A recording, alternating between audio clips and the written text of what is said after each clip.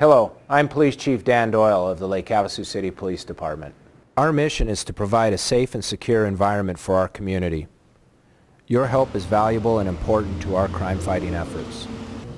If you see suspicious activity, please call Silent Witness at 854-TIPS. You don't have to leave your name, but rewards are paid in some cases. A simple phone call can make a big difference. Please call Silent Witness 24 hours a day to report criminal activity. As you know, our raffle was a big success, thanks to all of you. Okay, I think Joe's first this time. And the question is, what are your top 3 priorities if you are elected to City Council? And keep them brief, please. Yes. Well, city transportation would be one, codes enforcement, and making sure we have a sound budget. The city transportation is a big one. And when I ran in 2012, I made the suggestion that we use vouchers instead of using the buses. And I still maintain that that's a good way to go. So that is one of my priorities. I don't like the way they're doing it now, by the way. The other thing, of course, is the sewer. That's a big, big thing.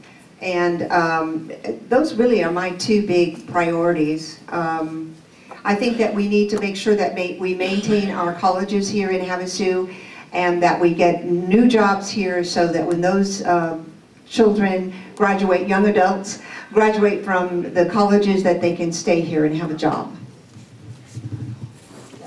I have more than 3, Sue. I want your top 3. All right, so I think that you're voting for leadership, and so whatever the issues come, that's really what you're voting for. Diversifying the economy, I think livable wages and jobs are obviously number 1, and that's very important. I also believe in term limits. I mentioned that earlier, and I also believe another area that has caused a lot of strife in our community is council appointments. I believe that we need to solve the council appointment issue so that everybody knows what to expect, how to expect it, and then how it's implemented so that we can end that strife every time that a council appointment happens. So those are a few of my priorities, but I have many more.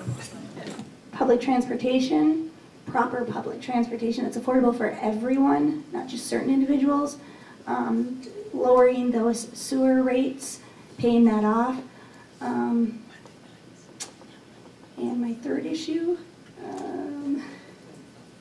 well, because I'm a business owner, I really would like the encouragement of small businesses here. I know that we need the larger industries, but the small businesses need us too.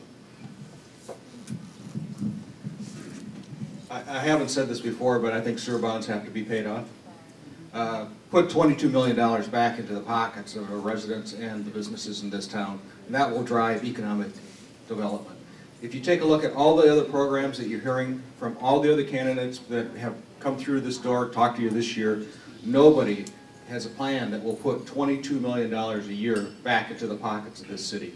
Take that over 10 years, that's a lot of money, $220 million. The next thing, we had a great meeting with ASU, and Dr. Young threw a great idea out on the table as far as doing a small business incubator here in town.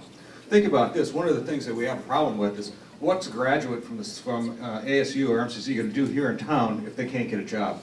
So what about this? Let's put a small business incubator in place. Let's get some of the great business leaders that already have small businesses here in town. Let's work with MCC, ASU, let's work with the PED and develop some small businesses. Now we have a person that's graduating from the college. Maybe they have a small business that they can start running that will keep them here in town. It's something that I think we should look at. And of course, I think public transportation is probably the 3rd biggest thing that I'd like to look at.